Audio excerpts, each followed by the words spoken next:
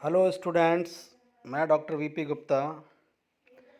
Bryophytes की series में आज हमारी जो क्लास होगी वो होगी इकोनॉमिक इम्पॉर्टेंस ऑफ ब्रायोफाइट्स, यानी कि ब्रायोफाइट्स के आर्थिक महत्व। ब्रायोफाइट्स को हम क्यों पढ़ते हैं, क्या ज़रूरत है इनकी, यानी कि क्या क्या इनके इम्पॉर्टेंस हैं। ठीक है, तो इसकी इम्पोर्टेंस को हम सबसे पहले स्टार्ट करते हैं इकोलॉजिकल इम्पोर्टेंस, यानी कि पारिस्थितिक महत्व क्या है।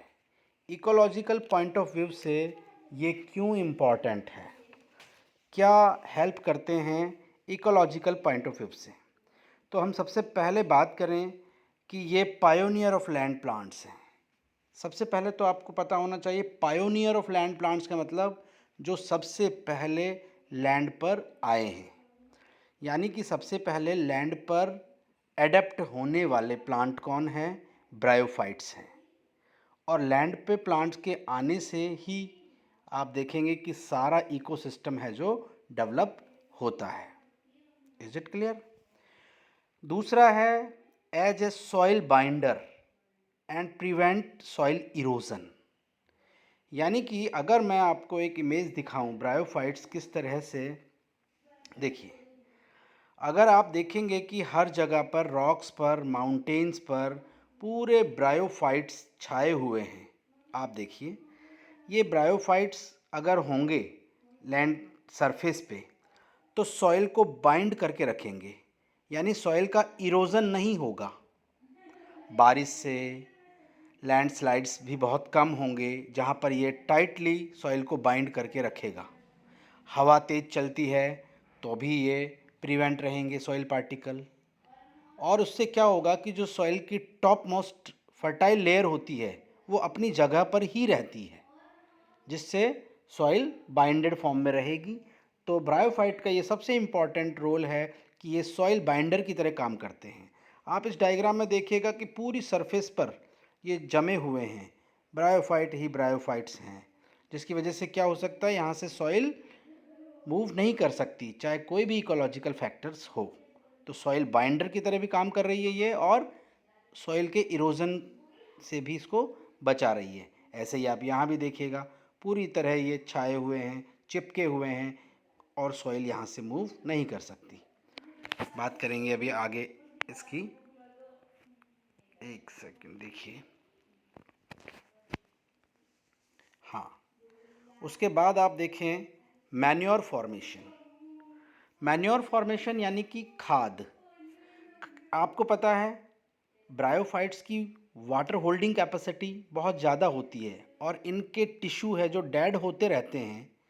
जैसे स्फैग्नम का मैंने यहाँ पर मेंशन किया है, स्फैग्नम है जिसको हम पीट मॉस के नाम से भी जानते हैं। इसके जो डेड टिश्यू होते हैं वो बहुत तेज़ी से ग्रो करके डेड होते रहते हैं। तो सॉइल के अंदर हम देखते हैं कि जो मैन्योर है, ऑर्गेनिक खाद जिसे हम कह रहे हैं, वो ऐड होती रहती है। और बहुत से कंट्रीज़ के अंदर इसको डायरेक्ट वहाँ से पीट को ला कर के खेतों में डाला जाता है, यानी कि ये डायरेक्टली हमारे लिए भी यूज़फुल होती है और इकोलॉजिकल पॉइंट ऑफ व्यू से भी यूज़फुल है। और इसका मैन्योर है क्योंकि ये एसिडिक मीडियम में ग्रो करता है। एसिडिक मीडियम में ग्रो करने से क्या होता है कि वहाँ से हम इस मैन्योर को अगर लेके फील्ड में डालें, या फिर आप देखें जो भी नेचुरली एसिडिक सॉइल जो होती है, नॉट एसिडिक, एल्कलेन यानी बेसिक सॉइल को ये न्यूट्रलाइज करके सॉइल की फर्टिलिटी को भी बढ़ाता है। Is it clear. तो मैन्योर फॉर्मेशन या खाद बनाने में भी ये उपयोगी होगा। चौथा, इकोलॉजिकल सक्सेशन। देखिए आप जानते हैं सक्सेशन यानी कि पारिस्थितिकी जो किस तरह से एक फॉरेस्ट बनता है, तो उसकी पायोनियर जो कम्युनिटी होती है वो तो होती है लाइकेन, यानी कि किसी भी रॉक पर सबसे पहले जमता है लाइकेन। जब लाइकेन थोड़ा सा सॉइल बना देता है तो उसमें आ जाते हैं मॉसेस। मॉसेस यानी कि मॉसेस आते हैं, फिर हर्ब आते हैं, फिर शर्ब आते हैं, फिर ट्री आती है। तो सक्सेशन का भी एक इम्पॉर्टेंट पार्ट होती है, ब्रायोफाइट्स होते हैं। जो लाइकेन के जस्ट बाद आते हैं और वहाँ पर सॉइल बाइंडिंग का काम करते हैं, वाटर होल्डिंग कैपेसिटी को बढ़ाते हैं सॉइल की को, और मैन्योर ऐड करते हैं जिससे वो अगली कम्युनिटी के लिए सूटेबल हो जाते हैं। Is it clear? चौथा है पॉल्यूशन इंडिकेटर। पॉल्यूशन इंडिकेटर का मतलब है प्रदूषण सूचक। आपको मालूम होना चाहिए, और मैं आपको बता दूं उससे पहले, atmospheric as well as aquatic दोनों मीडियम में, यानी पानी में भी और वायु में भी, यानी एयर में भी, ये SO2 के पॉल्यूशन को इंडिकेट करते हैं। यानी जहाँ पर बहुत ज़्यादा SO2 का पॉल्यूशन होता है इंडस्ट्री की वजह से, वहाँ ये सरवाइव नहीं करते हैं। तो पॉल्यूशन इंडिकेटर का भी काम ये करते हैं। तो ये हमारे थे इकोलॉजिकल इम्पोर्टेंस, यानी पारिस्थितिकी महत्व से सबसे पहले ये पायोनियर ऑफ लैंड प्लांट थे, दूसरा ये सॉइल बाइंडर और सॉइल इरोजन की तरह काम करते थे, तीसरा मैन्योर फॉर्मेशन, चौथा इकोलॉजिकल सक्सेशन और पांचवा पॉल्यूशन इंडिकेटर की तरह भी काम इन्होंने किया। अब मेडिसिन के रूप में, यानी औषध के रूप में ये कैसे लाभदायक है, इसका सबसे इम्पॉर्टेंट है स्फैग्नम। एग्जाम्पल आप लिखेंगे स्फैग्नम। स्फैग्नम में क्या होती है कि दो प्रॉपर्टी मिलती है, एक तो एंटीसेप्टिक प्रॉपर्टी होती है उसके अंदर, और एक एंटीबायोटिक प्रॉपर्टीज़ होती है। एंटीसेप्टिक प्रॉपर्टी में क्या होता है, एंटीसेप्टिक का मतलब क्या होता है? एंटीसेप्टिक का मतलब होता है कि जब कोई कट लग जाता है, हमारे जैसे ब्लड वहाँ से निकलने लगता है, तो अगर हम उसमें पहले, अभी तो कॉटन यूज़ करते हैं, पहले जैसे फर्स्ट वर्ल्ड वार हुआ था उस टाइम क्या हुआ था, उस टाइम ये स्फैग्नम को ही हम कॉटन की तरह यूज़ करते थे, जिससे कि बैक्टीरियल इन्फेक्शन वगैरह रुक जाता था। एक कॉटन एब्जॉर्बेंट, और ब्लड रोकने के लिए भी हम एक कॉटन एब्जॉर्बेंट की तरह इनको इस्तेमाल करते थे।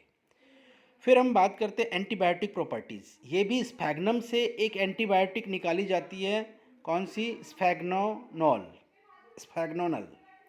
ये एंटीबायोटिक भी बहुत उपयोगी होती है, जो ग्राम पॉजिटिव और ग्राम नेगेटिव दोनों बैक्टीरिया पर ही प्रभावी होती है। यानी बैक्टीरियल इन्फेक्शन के लिए पूरी तैयारी होती है स्फैग्नम के द्वारा। स्फैग्नम से एंटीबायोटिक स्फैग्नोनल निकल रहा है, और एक ये एंटीसेप्टिक की तरह भी काम कर रहा है, इसलिए स्फैग्नम औषध के रूप में डायरेक्ट यूज होता है। फॉडर, फूड एंड फॉडर, यानी भोजन एवं चारे के रूप में आप देखें कि बहुत सारे इन्वर्टिब्रेट्स जो होते हैं और हर्बीवोर्स, वो क्या करते हैं कि डायरेक्टली इनके स्पोर्स को भी और डायरेक्टली इनको खाते हैं, ठीक है, और इनके अंदर बहुत ज़्यादा स्पेस होने की वजह से अपने एग भी ले करते हैं। इन्वर्टिब्रेट अपने अंडे भी इनके अंदर देते रहते हैं, ठीक है। यानी कि डायरेक्टली एनिमल है जो इनको ग्रेज करते हैं, चरते हैं, चारे के लिए भी काम में लेते हैं, और जो हर्बीवोर्स होते हैं वो, और इन्वर्टिब्रेट्स होते हैं जो इनके स्पोर्स को और इनको डायरेक्ट खाते रहते हैं। Is it clear? अगला है फ्यूल, ईंधन के रूप में, यानी bryophyte as fuel. Sphagnum and other mosses होते हैं जो चीफ कॉन्स्टिट्यूएंट होते हैं पीट के, यानी पीट बनाते हैं स्फैग्नम भी और बहुत सारे मॉसेस भी, और ये पीट है जो डायरेक्ट फ्यूल के लिए भी हम यूज़ करते हैं, और साथ ही इथाइल अल्कोहल भी बनता है इस पीट से। मीथेन भी प्रोड्यूस होता है, मीथेन से हम इलेक्ट्रिसिटी जनरेट करते हैं, और आपने देखा है बायोगैस प्रोडक्शन में भी ये यूज़ होते हैं, और पैराफिन भी इनसे बनाया जाता है। तो ये किस में इन्वॉल्व हो रहे हैं? डायरेक्टली ईंधन के रूप में भी ब्रायोफाइट्स को उपयोग किया जा रहा है। Bryophyte as a ornamental plants, ornamental plants यानी कि ब्रायोफाइट्स को हम सजावटी, कुछ ब्रायोफाइट ऐसे होते हैं जो घरों में ऑर्नामेंटल प्लांट के लिए भी लगाए जाते हैं, गमलों में लगाते हैं, जिससे कि एक एस्थेटिक सेंस विकसित होता है, सौंदर्य बोध जिसे हम कहें वो भी विकसित होता है। तो ब्रायोफाइट है जो ऑर्नामेंटल प्लांट के रूप में भी काम में लिए जाते हैं। फिर मैकेनिज़्म ऑफ सेक्स डिटर्मिनेशन, इसे आप देखें कि ब्रायोफाइट्स को हम एक्सपेरिमेंटल मटेरियल के लिए यूज़ करते हैं। यानी कि अगर मैं बात करूं सीधी ही कि प्लांट में जब सेक्स डिटर्मिनेशन की स्टडी की जा रही थी, तो सबसे पहले एक लीवरवर्ट स्फेरोकार्पस, स्फेरोकार्पस के अंदर ही सेक्स डिटर्मिनेशन किया गया था, जो बहुत इम्पॉर्टेंट है, बहुत से कॉम्पिटिटिव एग्ज़ाम्स में पूछा जाता है। Is it clear? उसके बाद आता है पैकिंग। देखिए, मैंने अभी आपको बताया कि ब्रायोफाइट होते हैं, उनके अंदर वाटर होल्डिंग कैपेसिटी यानी जल को धारण करने की क्षमता बहुत अधिक होती है। तो हम क्या करते हैं पैकेजिंग के लिए, जनरली मॉसेस में क्या होता है कि एक तो ये सॉफ्ट होते हैं, तो पैकिंग में जैसे हम बात करें ग्लासवेयर्स को ट्रांसपोर्ट किया जाता है एक जगह से दूसरे जगह पर, तो इनमें काफ़ी एयर स्पेस होने की वजह से शॉक एब्जॉर्बेंट की तरह काम करते हैं ये, तो पैकिंग में हम यूज़ करते हैं। उसके अलावा सीडलिंग ट्रांसप्लांट आपने नर्सरी में देखा होगा, क्योंकि इनमें वाटर होल्डिंग कैपेसिटी बहुत ज़्यादा है और न्यूट्रिएंट भी देते हैं ये प्लांट को, क्योंकि इनके अंदर मैन्योर प्रोड्यूसिंग क्षमता भी होती है। तो ये क्या करते हैं, सीडलिंग ट्रांसप्लांट नर्सरी में आप देखना, जो प्लांट को ट्रांसफ़र करते हैं तो उसके अंदर भी हम स्फैग्नम और बहुत सारे मॉसेस को लगा करके ही ट्रांसफ़र की जाती है। तो पैकिंग मटेरियल में नर्सरी में ये डायरेक्ट ही यूज़ होते हैं। तो ये थे ब्रायोफाइट्स के कुछ इम्पॉर्टेंस, इकोनॉमिक इम्पॉर्टेंस। तो ये सब आपको मालूम होना चाहिए। Thank you.